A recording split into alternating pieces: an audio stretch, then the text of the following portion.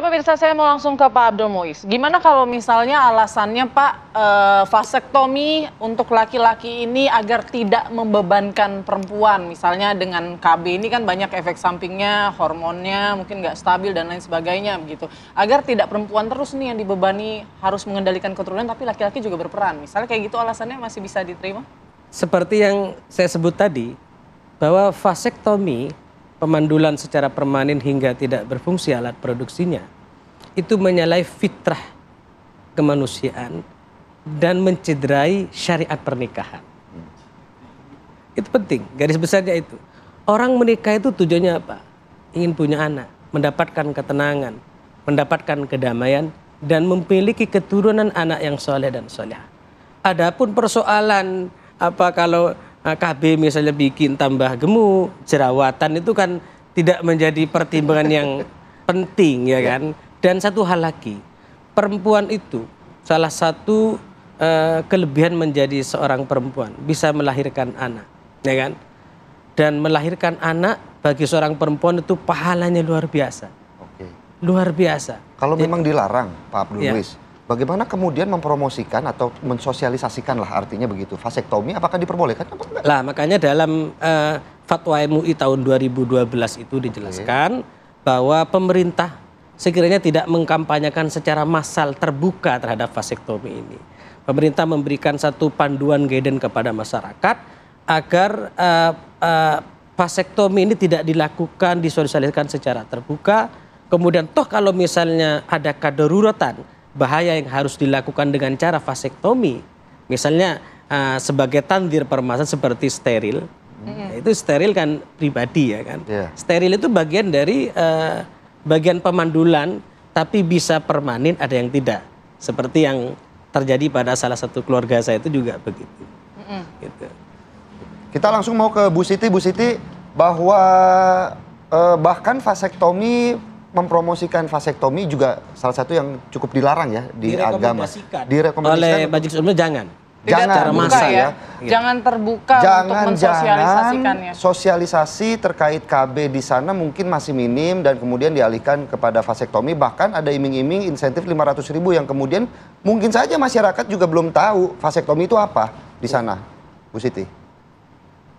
Ya, kalau yang saya perhatikan karena kita juga turun ke lapangan karena ini juga merupakan programnya pengendalian penduduk yang secara kementerian pasti sudah memikirkan keterkaitan kenapa undang-undang, peraturan pemerintah keterkaitan KB ini memasukkan vasektomi menjadi salah satu bagian. Ini juga sudah berjalan sudah sangat lama. Kemudian untuk pengendalian penduduk salah satu yang kebijakan yang dilakukan oleh kementerian juga hadirnya penyuluh KB di setiap RW ya.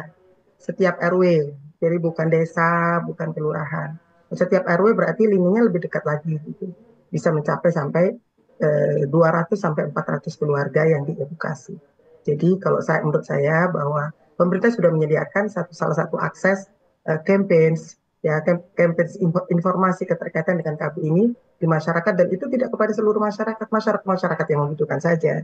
Dan masyarakat yang membutuhkan saja di sini tentu saja tetap berada pada satu kerelaan gitu ya, karena sampai hari ini MOP itu ada kerelaan. Keterkaitan dengan dikampanyekan secara massal dan lain sebagainya, ya itu adalah kebijakannya Bapak Gubernur ya. Mungkin kita bisa memahami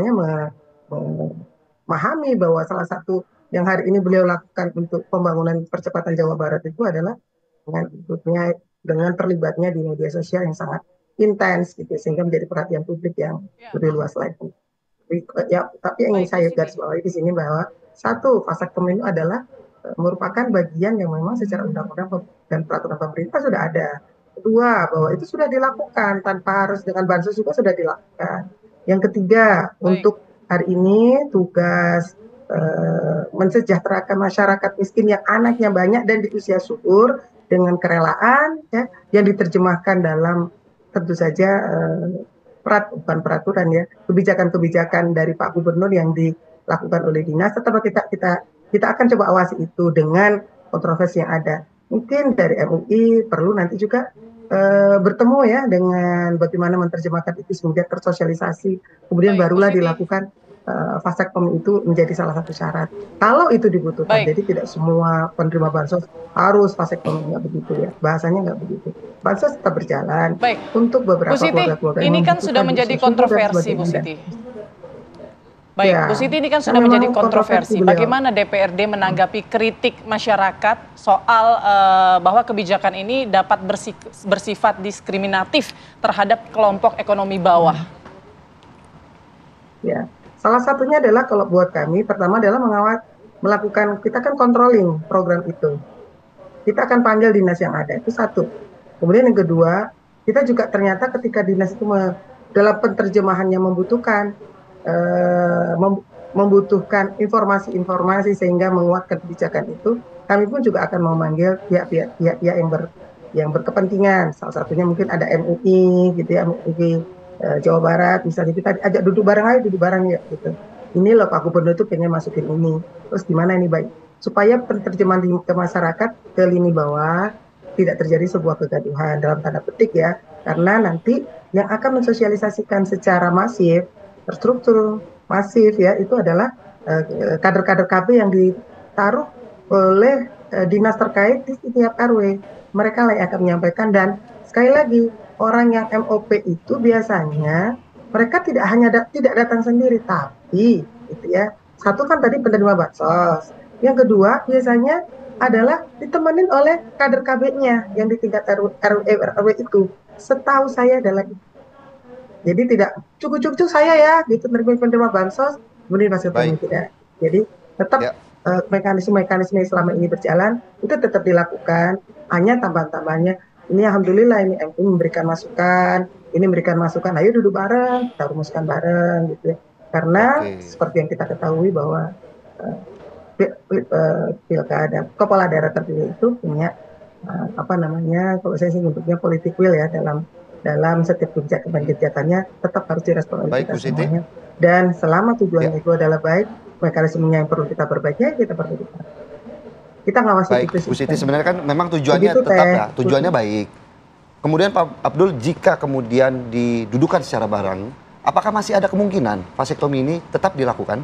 Atau mungkin MUI sudah diajak duduk bareng nggak dengan pemerintah membahas soal vasektomi? Selama ini belum.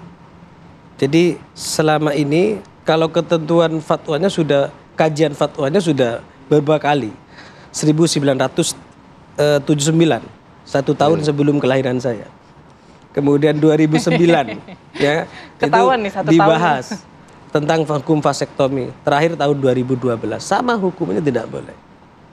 Sementara belum baik dari Kementerian Sosial misalnya, Kementerian Agama itu belum secara resmi datang berdiskusi kepada atau minta fatwa ke Majelis Ulama Indonesia terkait dengan kebolehan vasektomi. Yang ada adalah keharaman hukum vasektomi boleh dengan beberapa ketentuan-ketentuan, 5 ketentuan itu. Oke, rekomendasi nih dari MUI mungkin ya, agar ini kan di Jawa Barat ya jadi kontroversi. Mungkin kita tidak tahu apakah kebijakan ini dilakukan juga di daerah-daerah lain, tapi dari MUI sendiri sudah lama mungkin mengatakan fatwanya haram begitu terhadap vasektomi, tapi ke depan mungkin seperti apa rekomendasi dari MUI? Pertama yang perlu ditegaskan kembali bahwa sebenarnya yang boleh itu adalah tanzimun nasal. Mengatur keturunan. Jadi tahun ini punya anak 1, berikutnya yang kedua tahun sekian, itu boleh. Yang tidak boleh itu adalah tahdidun nasl wa taqdim. Ya, jadi membatasi keturunan atau pemandulan secara permanen. Nah, terkait dengan hukum vasektomi, sebagaimana rekomendasi Majelis Ulama Indonesia, pemerintah hendaknya jangan mensosialisasikan atau mengkampanyekan secara massal terkait vasektomi ini. KB itu diperbolehkan dalam cara-cara yang legal secara syariat Islam. KB itu boleh cuma dengan cara-cara yang legal, dengan tujuan-tujuan yang baik. Oke, Pak Abdul, lalu apa solusinya kalau solusi Islamnya ini terhadap kemiskinan tanpa harus mengorbankan prinsip-prinsip syariah seperti menjaga keturunan, apa solusi yang bisa dilakukan? Islam itu mengatur bagaimana kemandirian itu dibangun sejak dini. Kemandirian sejak dini itu maksudnya adalah bagaimana Islam itu memberikan satu dorongan agar orang itu bisa bekerja keras. Ada satu hadis riwayat Imam Tabrani itu yang menjelaskan barang siapa punya hamma, kemauan yang kuat fi talabil ma'isyah, dalam mencari rezeki, fahuwa fi sabilillah, maka pahalanya sama dengan berperang di medan Allah. Lah itu bagaimana sekiranya kemandirian itu diciptakan sejak dini gitu. Baik, terima kasih Pak Abdul Muiz selaku Wakil Sekretaris Komisi Fatwa MUI untuk penjelasannya. Tentunya kita berharap bagaimana MUI sendiri bisa hadir untuk meredakan kontroversi yang salah satunya terjadi di wilayah Jawa Barat begitu ya. Dan juga terima kasih kepada Ibu Siti Muntama selaku Wakil Ketua Komisi 5 DPRD wilayah ataupun Provinsi Jawa Barat untuk waktunya. Dan tentunya juga sebenarnya kan ini kan tujuannya baik, KB. Tapi jangan sampai ada pemaksaan ya. Edukasi, pemaksaan, sosialisasi itu juga perlu dilakukan. Ya. Terima kasih semuanya, sehat selalu. Assalamualaikum warahmatullahi wabarakatuh.